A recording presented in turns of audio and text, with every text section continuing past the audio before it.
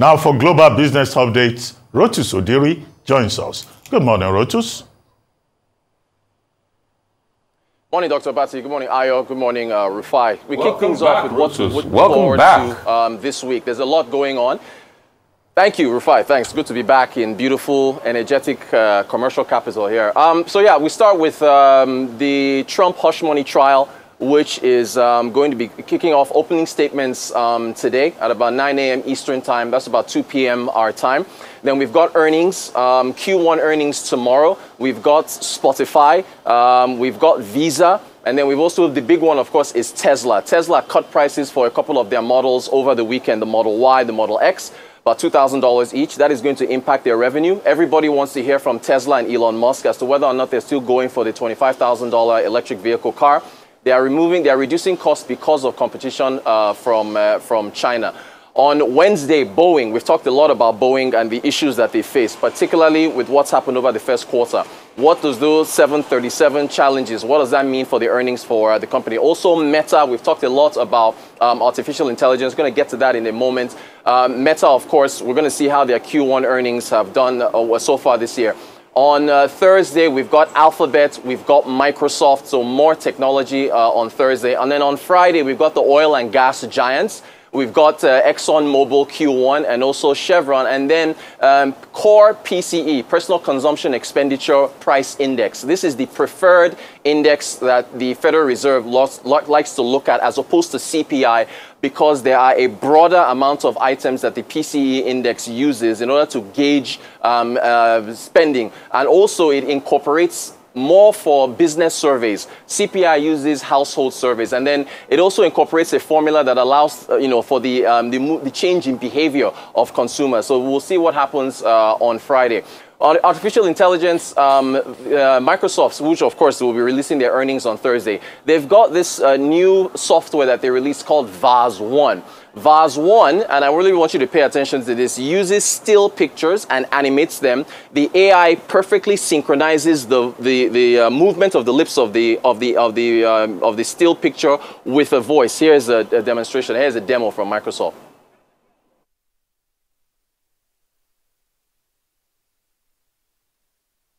But you know what I decided to do? I decided to focus all my attention, all my time on listening. So instead of doing something else, I just listened, and listened. Because I'm a true believer that if you're really bad at something like listening, for example, it only shows you that, hey, you have to practice listening as much as you can. We introduce VASA, a framework for generating lifelike talking faces with appealing visual effective skills, given a single static image and a speech audio clip.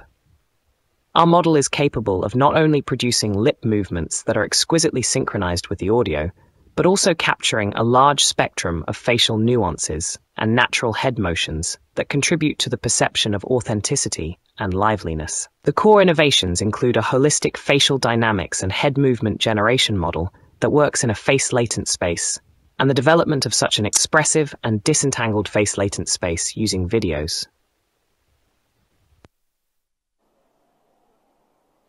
As you can see, we are living in special times where things are it's just one AI update after another. Now, this is a practical use of AI, and I think this is my favorite story of the day.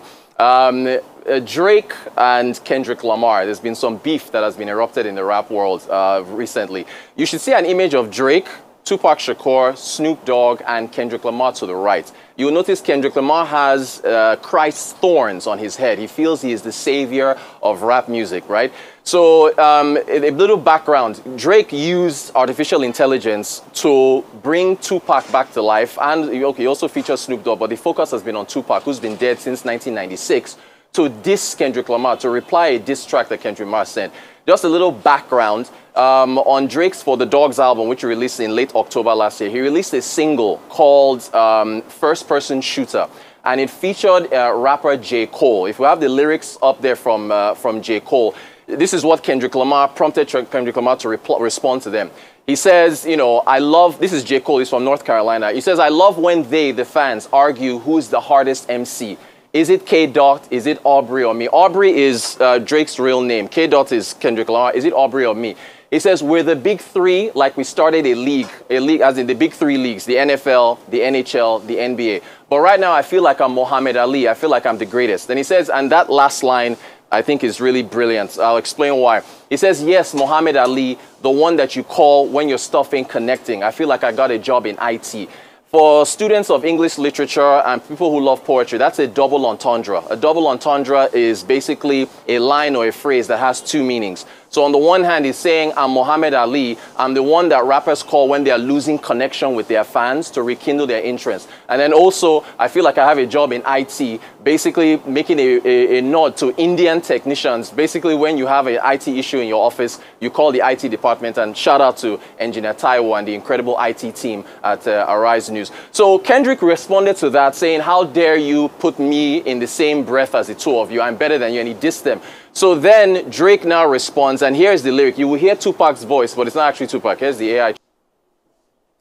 So a little context to that, right? Kendrick Lamar is from Compton, California. He's a massive Tupac fan. On one of his earlier albums, I think it was To Pimp a Butterfly, he actually included what he called a conversation with Tupac.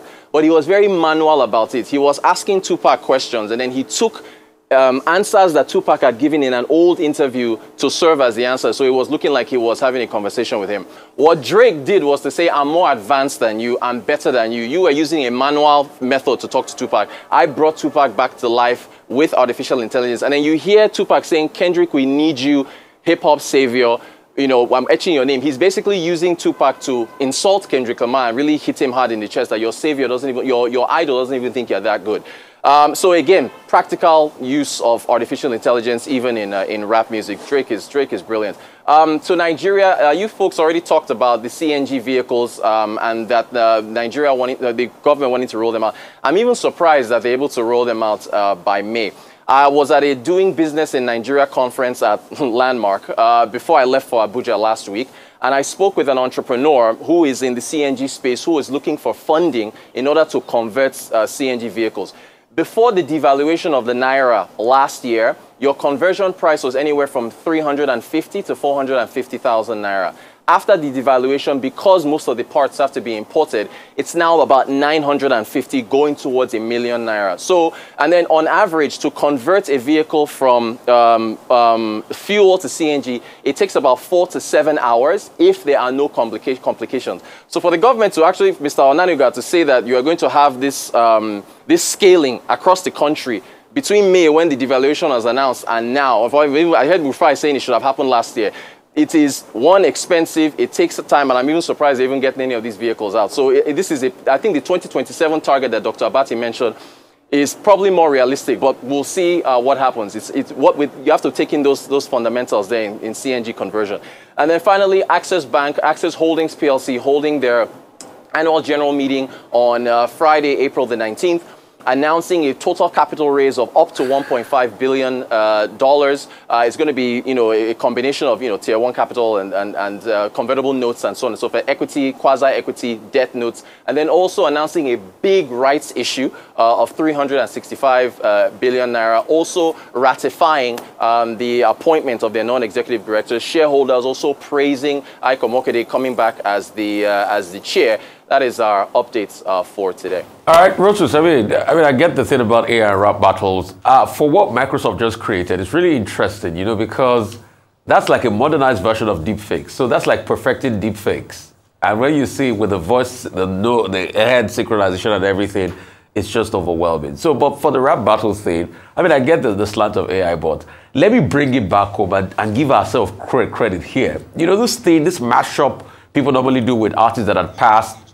If you go and listen to a song called Vernacular by Lagbaja and Fela, that song was released many years after Fela passed, but it was pretty much, Fela chiming in some parts of Fela's things he had said before, chiming in while Lagbaja was singing. So I get that thing, but it was a really good thing, see that the disc game is really going on and AI is involved in the disc game. So, there are people that even have podcasts as AI as co-anchors of the podcast and things like that. I think it's this guy, what's his name now? The guy's from the Black Eyed Peas, Will.i.am. He's got a podcast on that his partner, I think, is on Sirius. In fact, it's a radio show on Sirius XM, and his co anchor on the show is an AI that he just pretty much speaks to on the phone, and they have the show together. As regards to CNG, Rotus, my grouse is this. The fact that it was announced to cushion as palliative to cushion the effect of removal of fuel subsidy, which we thought had even been deployed since last year. Now they are saying they are bringing in knockdown parts to now start building from start. And you're wondering what is happening. What about the ones they said they bought the last time? I mean, some states launched their CNG car. Or what's also been done as regards the adoption of this CNG car? I mean, take for instance, I have a CNG car, but I cannot get CNG gas to burn on the island. That's the problem with adoption. If I probably want to get, I'll probably go get a NIPCO on the way out of Lagos. All right, well, just very quickly on a tumultuous week for Elon Musk, and that conversation again coming up as to since he took over the helms at X and how it impacted the performance of Tesla. You talked about how they've had to slash prices, not just in the US, but other parts, in China and other parts. We must look at the competition that's come up from BYD. We've talked about it here, BYD, and also Xiaomi also coming up with its own EV vehicles. And then beyond that, Tesla had to lay off some staff last week as well. And bear in mind that their share price has fallen 40% in this year alone. So it is how he's going to bounce back, and perhaps would it be time for that difficult conversation as to finally letting go of his involvement actively in X and focusing solely on reviving revenue for Tesla. So, I mean, not a great week for him, but hopefully he can bounce back from this and perhaps focus on more on work, less than fighting and disturbing people on X. You know what? It just shows that the EV wars are on, and looking forward to that, bringing down prices, making it more affordable, and let's start thinking about how we can make it possible even here in Nigeria. Well, I think the big deal about, falling prices with regard to electric vehicles, which Elon Musk and Tesla have had to respond to, is that sales have been falling. So there is a price war, among the various stakeholders there. And what Tesla is doing is just to respond to the market dynamics. And you will note that many of the manufacturers, they've scaled down on the production of electric vehicles because the enthusiasm for it appears to be winning. Now, what they're considering now is hybrid, the hybrid form. So all of these car manufacturing companies, they are looking at the hybrid form, which is more popular in the market, so that if you don't get gas to buy, or if it's more expensive, at least you buy gasoline. If gasoline is too expensive, you use the other. So I think what we're likely to see in the future is an increasing popularity of the hybrid form. I'm talking about gas and these CNG vehicles that we have been talking about.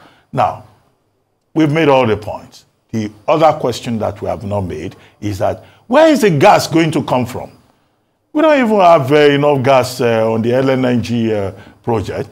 LPG is not readily available. So if we have all these gas-powered vehicles around Nigeria, okay, where are we going to get the gas from? Are we going to import gas to fuel these same vehicles that are supposed, to help the masses of Nigeria? And what is the implication of that in terms of cost? And are we going at some point to start importing the vehicles? Since we don't manufacture vehicles here, maybe we convert quite a number. Then beyond that, what follows next? Finally, on artificial intelligence. Yes, you've given the example, but artificial intelligence is also becoming a big issue with Bitcoin, with cryptocurrency. Last Friday, the value halved by late Friday, okay? And well, although the theory is that this happens every 4 years, and it signals, a bullish run, and better investments and all that. But the people in that space, they are now saying, okay, as part of the plans to prepare for the halving of, the coin, maybe artificial intelligence will be useful. So artificial intelligence is a dominant new phenomenon. But the issues that I think about are about identity, about the implications in terms of what happens with regard to jobs, with regard to culture, with regard to ethics. Will there be the right framework in terms of legislation, to circumvent it, to make it safe for humanity? Thank you very much, Rotus. Well, thank you, Rotus, and see you at 11 for Global Business Report.